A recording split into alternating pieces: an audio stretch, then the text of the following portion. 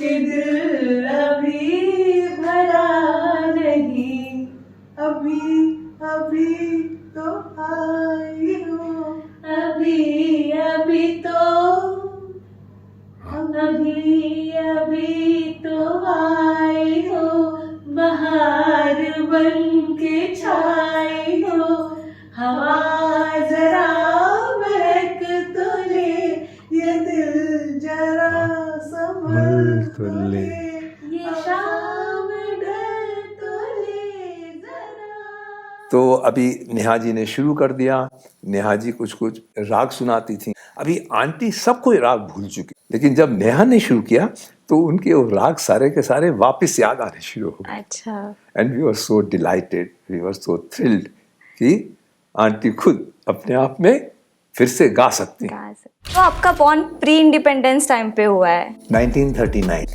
उस टाइम में सिर्फ इंडिया में 2 प्रोफेशन हुआ करते थे, या तो आप इंजीनियर बन जाओ या आप डॉक्टर बन जाओ, और अगर आप ये कुछ नहीं बन पा रहे हैं तो फिर सिर्फ गवर्नमेंट नौकरी में आपको क्लर्क या जूनियर पोजीशन में काम करना पड़ेगा। हर बच्चे का जिसका भी यूपी में होगा उसका एक ड्रीम था, अगर मैं इंजीनियर बनूं तो रुड़की यूनिवर्सिटी से बन। आई सर्व 21 years in the Navy and then I took a retirement and then I went to the corporate world and I served there again for another 20 years.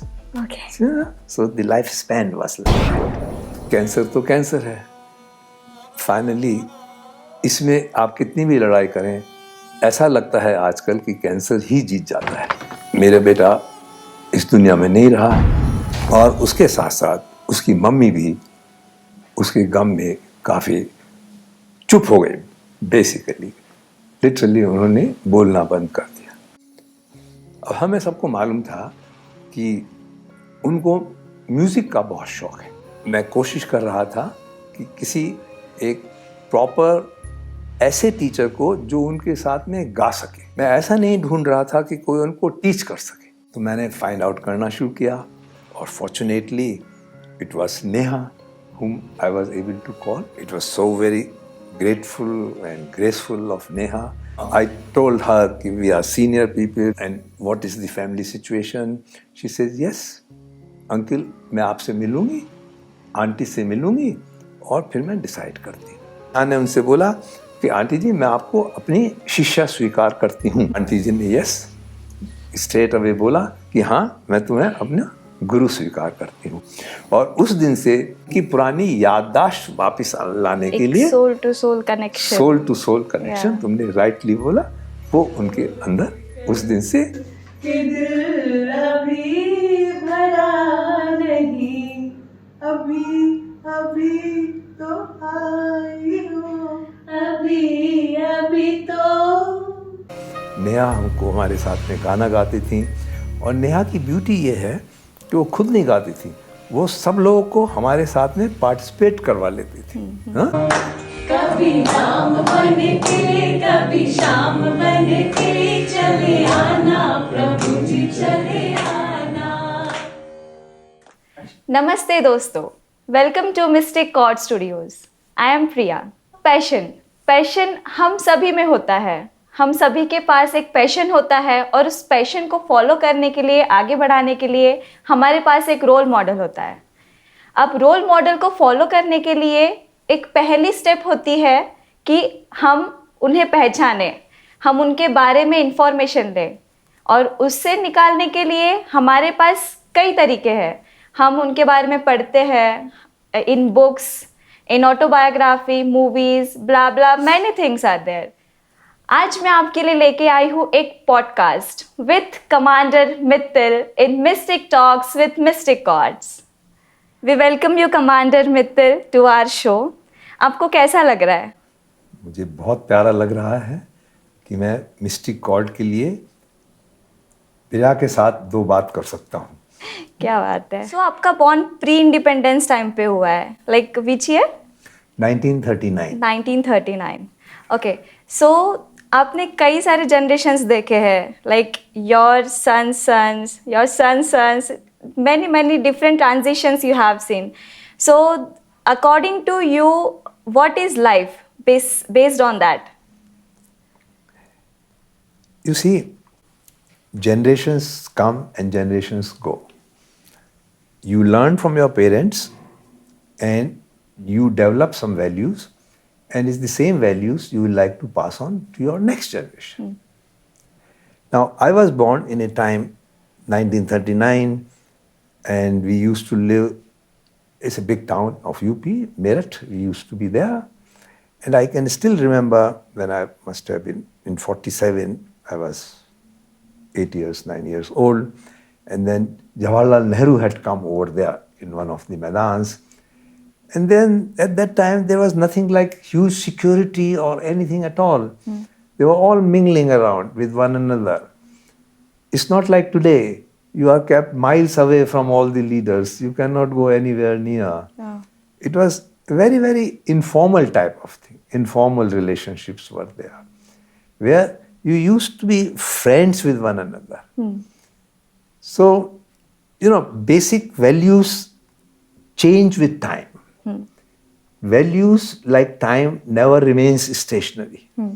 जो उस टाइम की वैल्यूज थी वो अलग थी. वो वैल्यूज थी फैमिली वैल्यूज. टोटल हम लोग का सारा टाइम स्कूल के अलावा फैमिलीज में बीतता था. अपनी family, joint family, extended family. आज कभी मामा के घर जाएंगे, कभी चाचा के घर जाएंगे, और इसी तरह से अपनी पूरा समय पास होता रहता था. अब हमारा समय आया. हमारे समय में अब ज़्यादा बिजी होने लगे. जैसे तुमको मालूम है, मैंने इंजीनियरिंग पास की, उसके बाद में मैंने नेवी ज्वाइन कर ली. और नेवी बेसिकली हमारी जो नेवी है, इंडियन नेवी, वो मेनली बॉम्बे, कोचीन, विशाखापट्टनम, 4-5 जगह तक सीमित. उस टाइम तो बहुत ही सीमित थी, अब थोड़ी थोड़ी बढ़ गई है. तो उस टाइम में फिर वैल्यूज अलग हो गई. आप फैमिली से अलग हो गए, इंडिविजुअल फैमिलीज हो गई. से for example in my case, I was in Bombay. Most of my life was in Bombay. So then children were there, they got educated, they were sent to the schools in Bombay itself. And, and by and large, actually, you don't realize when you are working, but children grow up very fast and the time passes very fast.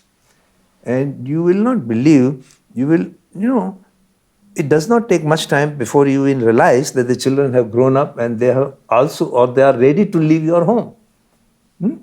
And that's precisely what happened in my own family. I've got 2 sons, the elder one Mohit and the younger one Amit. I mean, for their professional part of it or for their learning part of it, they left home very early. Okay. Yeah. Amit was only 16 years old when he left his home for going to US. Okay, in age of 16. He was not even 16. Oh. He completed his 16th year after he reached USA. Oh. Yeah, he was only that much because he got admission in a very prestigious school, senior school. Yeah, actually he had won a scholarship. These are called the United World College scholarships. Okay. So he won that scholarship and he went over there. And after 1 year, my elder son, he left my home. He went to NDA because he joined the army. Okay. So, and during this time, whatever you have learned in your life, you try to pass on to them. And the main thing that you pass on to them is hard work. You have got to work and you have got to work. Yeah. Because there is no substitute for hard work. So that is how life has gone by, life has passed. Yeah, it's true. Hard work may lead us to success also. That's the foundation for any Yeah, success. Yes, yeah. You lay the foundation stone based on that. Yes, it's very true. About your life, so you took admission in IIT Roorkee. So was it spontaneous or it was planned by you or by your background, family background or what? जिस time की मैं बात कर रहा हूँ, उस time में सिर्फ इंडिया में 2 प्रोफेशन हुआ करते थे. या तो आप इंजीनियर बन जाओ या आप डॉक्टर बन जाओ, और अगर आप ये कुछ नहीं बन पा रहे हैं तो फिर सिर्फ गवर्नमेंट नौकरी में आपको क्लर्क या जूनियर पोजीशन में काम करना पड़ेगा। Yes. यही दो चीज़ें थी। तो उस टाइम में हम लोग रहते थे एक एरिया, जैसे मैंने बताया, मेरठ में, मुजफ्फरनगर में, और वो तो एक एजुकेशन के हब थे यूपी के, वेस्टर्न यूपी के एजुकेशन के हब हुआ करते थे। और जहाँ मैं इंजीनियरिंग कॉलेज पढ़ने के लिए गया, वो तो एक आइकॉन था, वो तो एक सबका ड्रीम हुआ करता था कि जो अगर मुझे, अभी भी हुआ करता है आईआईटी। हाँ, उस टाइम तो वो आईआईटी नहीं था, उस Okay. टाइम तो यूनिवर्सिटी ऑफ रुड़की था। ओके। आईआईटी वो बाद में बना। तो हर बच्चे का, जिसका भी यूपी में होगा, उसका एक ड्रीम था, अगर मैं इंजीनियर बनूं तो रुड़की यूनिवर्सिटी से बनूं। ओह, या और फॉर्चुनेटली भगवान का आशीर्वाद कहिए, सितारे साथ में थे, हमारा वहाँ एडमिशन हो गया और हमने वहाँ से इंजीनियरिंग पास कर ली। और वहीं से हमारा जो मेरा फाइनल ईयर था, उसमें मेरा सिलेक्शन इंडियन नेवी में हो गया था। और जैसे ही इंजीनियरिंग पास की, हमारी नेवी से कॉल आ गई और हम ट्रेनिंग के लिए चले गए। नेवी की ट्रेनिंग जो बिल्कुल ही नई हुआ करती थी, टोटली नई थी, ओके। क्योंकि यूपी में तो नेवी के आसपास भी कुछ नहीं था। एक सिर्फ गंगा नदी हुआ करती थी, उसके अलावा सो समुद्र तो आईआईटी हमने के साथ साथ आपने नेवी के लिए एडमिशन लिया, मींस आपका नेवी ऑफर के लेटर लिए, आया? हाँ, नेवी के लिए अप्लाई किया ओके। और मेरा वहाँ सिलेक्शन हो गया। ओह, क्या बात है या इस तरह से मैं सीधे सीधे जैसे ही पास आउट किया, sir. Okay. Indian navy join कर लिया हमने। Well, it's huge respect for you, sir. You served 21 years to Navy. It's huge. Yes, that's right. I served 21 years Yeah. in the Navy, and then I took a retirement, and then I went to the corporate world, and I served there again for another 20 years. Okay. So the lifespan was like that. तो आपने कभी सोचा था like समुद्र की लहरों को छोड़कर आप कभी कॉर्पोरेट वर्ल्ड की कुर्सी पर बैठेंगे और वहां पे काम करेंगे? एक तमन्ना थी बीच में कि अब जहाँ तक नेवी का सवाल है, वो एक पर्टिकुलर कैरियर था, वो हो गया, अब उसके बाद में कुछ दूसरा किया जाए। तो उस दूसरे करने के लिए मैंने अपने आप को तैयार किया। मैंने मैनेजमेंट स्टडीज़ की।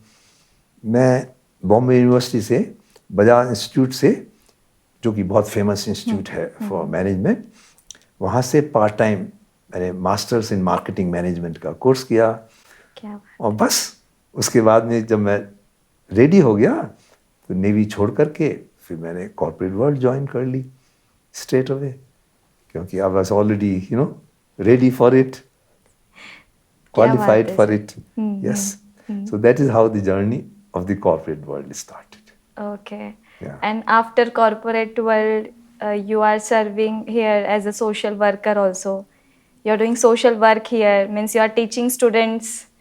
And मैंने सुना है कि आपने यहाँ पे एक विलेज स्कूल अडॉप्ट किया है and you are teaching kids English there. That is right. Now मैं जिस सोसाइटी में, एसोसिएशन में रहता हूँ, उसका नाम है द वर्चुओसो।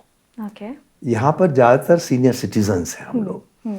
और हमने जो हमारी जो जगह है, वो एक विलेज है जिसका नाम है बोमनहल्ली विलेज। Okay. हम बोमनहल्ली विलेज में यहाँ पर रहते हैं। उनका अपना एक स्कूल है। और लोकल स्कूल्स तो म्यूनिसिपल कॉरपोरेशन रन करती है, ये तो लोकल एक्चुअली पंचायत बॉडी है जो उसको रन करती है। तो हम लोगों ने as from virtuoso have adopted this particular school. और हमारा वहाँ पे सिर्फ एक काम है, जो बच्चे वहाँ पर हैं उनको सिर्फ इंग्लिश बोलना और पढ़ाना लिखाना है। ओनली इंग्लिश के लिए हम वहाँ पर हैं, और किसी चीज़ में हमारा उनके साथ में कोई इंटरफेरेंस नहीं है, कोई भी चीज़ नहीं है। तो इसके लिए हम उनको बेसिक फैसिलिटीज़ उनके लिए हम लोगों ने सब क्रिएट की हैं। हम लोगों ने उनके लिए इंटरनेट लगाया। हम लोग ये अपने आप ही उनके लिए वहाँ पर, अगर हम उनके पास बुक्स नहीं हैं तो हम उनको बुक्स प्रोवाइड करते हैं। और हम हमारे ही अपने जो लोग बाग हैं, सब पढ़े लिखे हैं, सब सीनियर हैं, उनके पास टाइम अवेलेबल है। हम अपना टाइम दे करके उनको एवरी वीक में हर दिन हम जा कर के उनको इंग्लिश सिर्फ बोलना और पढ़ना सिखाते हैं, यही हमारा बस इससे ज़्यादा हम उस स्कूल में कोई इंटरफेरेंस नहीं करते हैं, किसी तरह का भी हम कोई बात नहीं करते हैं वहाँ पर। सिर्फ एक ये मेन पर्पस है जो कि हम लोगों ने स्कूल को अडॉप्ट किया है, so that we will bring it up as a model school where people can start following us. And we have got very dynamic people over here who are managing the entire show. I'm just part of that particular organization. I mean, call it organization, call it, people who are devoted to that issue. So that is the main point that we are doing here. You are truly a big role model for us, sir. Truly big. तो आपके degrees के बारे में अगर कहा जाए तो आपने IIT रुड़की से ग्रेजुएट किया, फिर उसके बाद आप 21 years you served in Indian Navy, and then social worker, and then music lover also, and then you been as a part of corporate world as well. तो ये सारी चीज़ें एक तरफ एंड मिस्टिक कॉर्ड स्टूडियोज एक तरफ, तो ये कनेक्शन आपका कैसे हुआ विद मिस्टिक कॉर्ड स्टूडियोज? ये तो एक लंबी कहानी है, लेकिन मैं तुम्हें शॉर्ट में बताना चाहता हूँ। बिल्कुल। एक स्मॉल थोड़ी सी लाइंस में मैं उसको डिस्क्राइब करूँगा। कुछ दिनों से मेरी पूरी फैमिली में काफ़ी प्रॉब्लम्स चल रही थी। पहले मेरा बेटा बीमार था और उसको कैंसर था बेसिकली। वो 5 साल तक कैंसर से लड़ा, फाइट किया, जूझा। काफ़ी दिनों तक उसने कैंसर के ऊपर लगता था जैसे विजय पाली है, बट कैंसर तो कैंसर है। फाइनली इसमें आप कितनी भी लड़ाई करें, ऐसा लगता है आजकल कि कैंसर ही जीत जाता है, जब तक कि हमारे पास उसका कोई क्योर ना आ जाए। और थोड़े दिनों बाद में मेरा बेटा इस दुनिया में नहीं रहा, और उसके साथ साथ उसकी मम्मी भी उसके गम में काफ़ी चुप हो गई। बेसिकली लिटरली उन्होंने बोलना बंद कर दिया। अब हमें सबको मालूम था कि उनको म्यूज़िक का बहुत शौक़ है। तो मैं और मेरा बेटा एक बार बैठे हुए थे और हमने सोचा कि क्यों नहीं हम उनका म्यूज़िक का शौक़ फिर दोबारा से बाहर ला सकें। तो इसी उसमें मैं कोशिश कर रहा था कि किसी एक प्रॉपर ऐसे टीचर को जो उनके साथ में गा सके। मैं ऐसा नहीं ढूंढ रहा था कि कोई उनको टीच कर सके।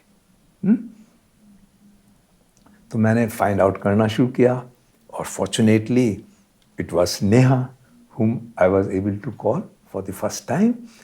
And it was so very grateful and graceful of Neha. And she told me, I told her we are senior people and what is the family situation. She says, yes, uncle, मैं आपसे मिलूंगी, aunty से मिलूंगी, और फिर मैं decide करती हूँ।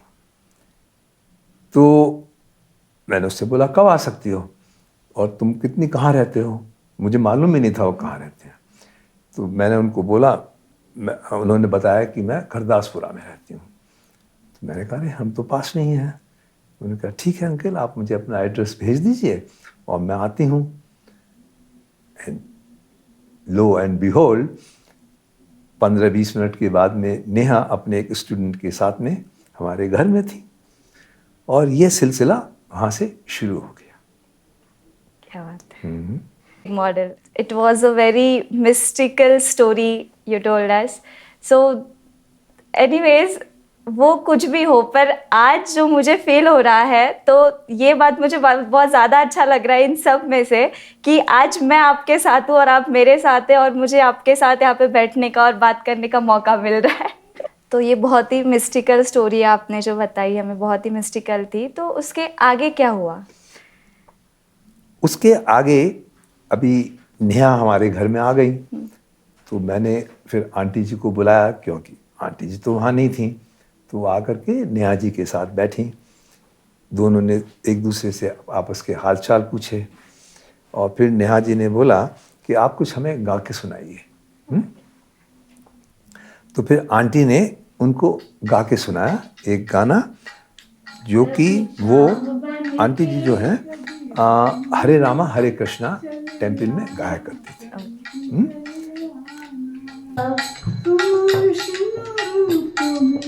उधर देखिए, जोश से गाइए।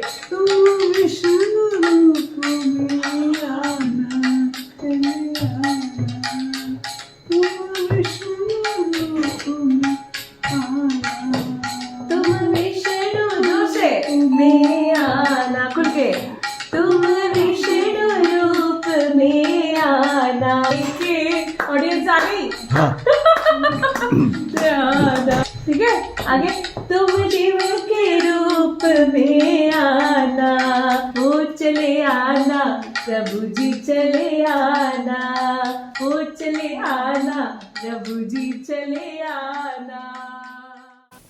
तो गाना सुनना था और नेहा जी बोलते हैं, अरे आंटी आपके तो स्वर में खुद सरस्वती विराजमान है, मैं आपको क्या सिखा सकती हूँ। मैं तो आपके साथ में ही थोड़ा थोड़ा सा गा सकती हूँ और आप तो खुद इतनी अपने आप में कलाकार हैं। तो इस तरह से फिर नेहा ने उनसे बोला कि आंटी जी मैं आपको अपनी शिष्या स्वीकार करती हूँ, तो क्या आप मुझे अपनी गुरु स्वीकार करेंगी? तो आंटी जी ने यस स्ट्रेट अवे बोला कि हाँ मैं तुम्हें अपना गुरु स्वीकार करती हूँ। और उस दिन से उनका एक बॉन्ड, एक संबंध शुरू हो गया। शिष्य का एक गुरु शिष्य से ज्यादा तो गुरु शिष्य तो फॉर्मल हो गया, बट उनका एक अपना ही special sort of bond create हो गया, जहाँ करके वो एक दूसरे को मोर एज साथी, एज फ्रेंड, और उनके साथ में उनकी पुरानी याददाश्त वापस लाने के लिए सोल टू सोल कनेक्शन, तुमने राइटली बोला, वो उनके अंदर उस दिन से। दिल अभी भरा नहीं, अभी अभी तो आई हो, अभी अभी तो, अभी अभी तो आई हो, बहार बन के छाई हो, हवा जरा महक तो ले, ये दिल जरा संभल तो ले, ये शाम ढल तो ले जरा,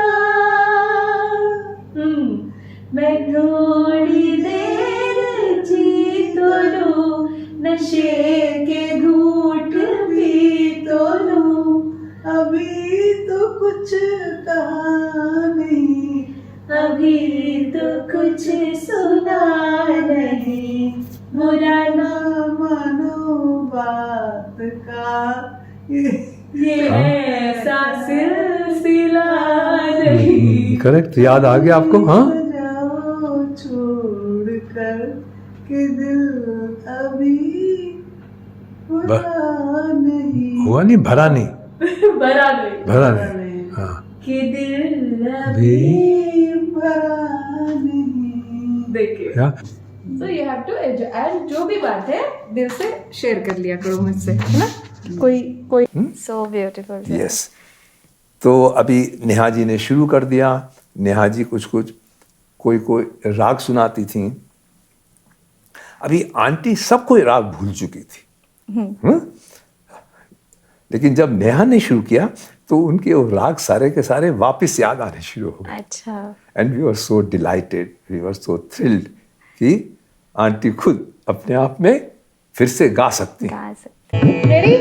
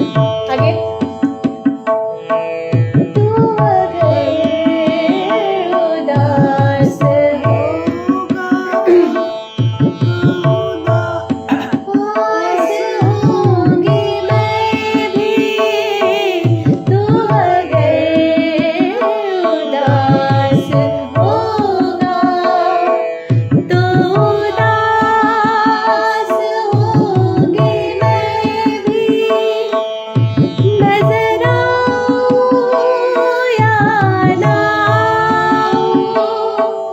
तेरे साथ होंगी मैं भी, तुझे धर का रुख करेगा मेरा साया साथ होगा, तू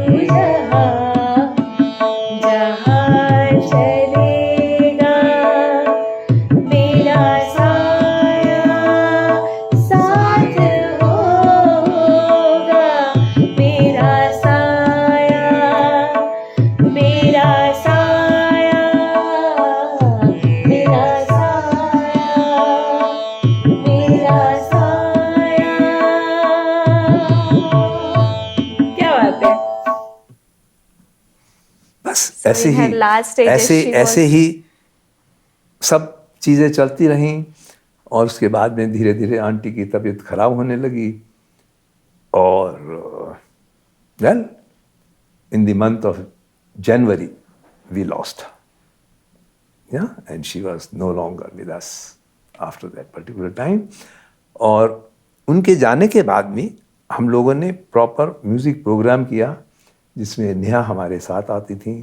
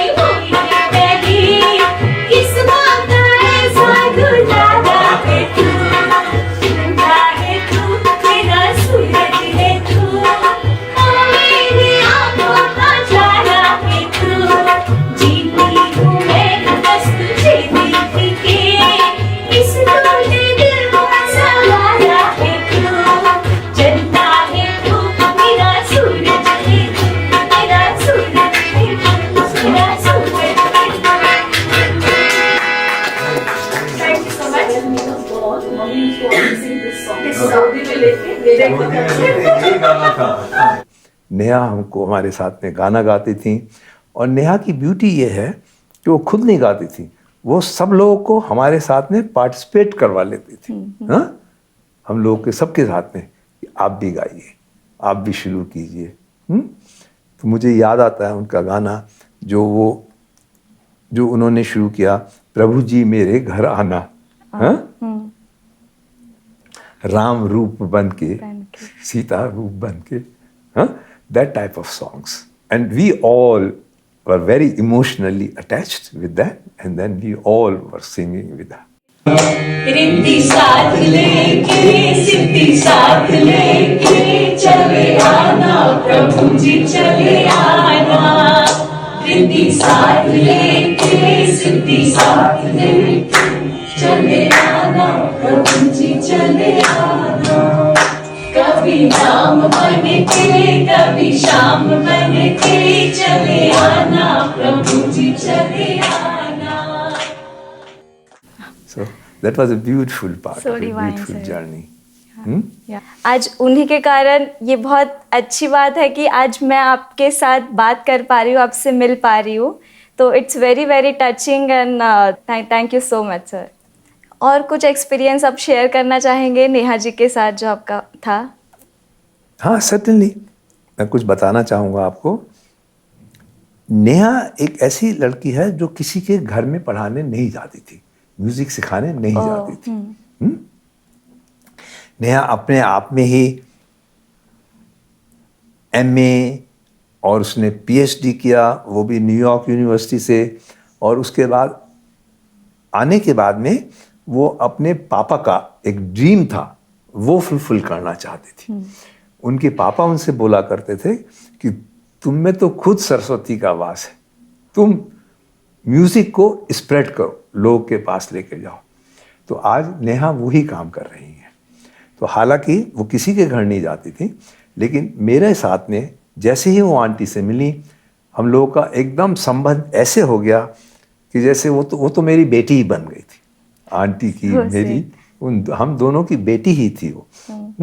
बेटी क्या, बेटी की भी बेटी थी, वो ग्रैंड डॉटर थी. मेरी तो अपनी बेटी नहीं है, लेकिन वो सर्टनली ग्रैंड डॉटर जैसी थी. Family connection, total family connection उनके साथ में हो गया था. और आज भी वो हमारा फैमिली कनेक्शन उतना ही जिंदा है जिस तरह से वो शुरू हुआ था. वो आज भी मुझसे हमेशा बात करती हैं, मैं उनको फ़ोन करता हूँ, वीडियो कॉल करता हूँ, चैट करते रहते हैं. सब हमारा वो फैमिली कनेक्शन बहुत अभी भी जिंदा है. उन्होंने अभी कुछ दिन पहले ही अपना एक प्रोग्राम किया था जिसमें उन्होंने मुझको खुद एज चीफ गेस्ट बुलाया था. और मेरे को वो प्रोग्राम बहुत पसंद आया, जिनमें उनके सब स्टूडेंट गा रहे थे. And the youngest student over there was I think few years old, baby girl or a baby boy. Okay. She was also part of that particular singing group. हालांकि वो किसी एक दूसरे बच्चे की ही गोद में बैठ के बट वो भी गा रही थी.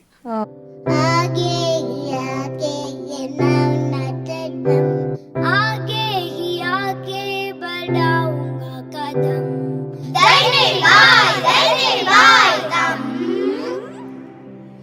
नन्हा मुन्ना राही हूँ, देश का सिपाही हूँ, बोलो मेरे संग जय हिंद जय हिंद जय हिंद जय हिंद जय हिंद.